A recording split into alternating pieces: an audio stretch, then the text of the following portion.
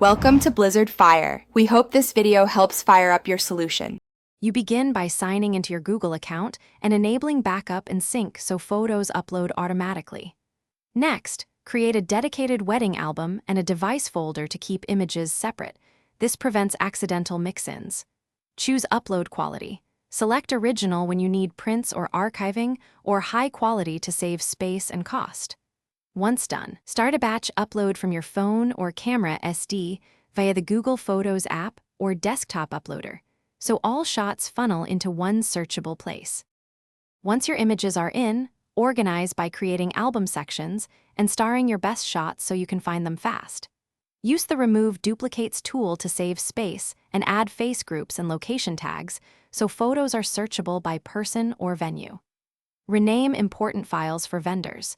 Bridegroom First Dance 01, for example, to make it easy for photographers and printers. Then create shared albums and set contributor permissions so guests can add photos without altering your master collection.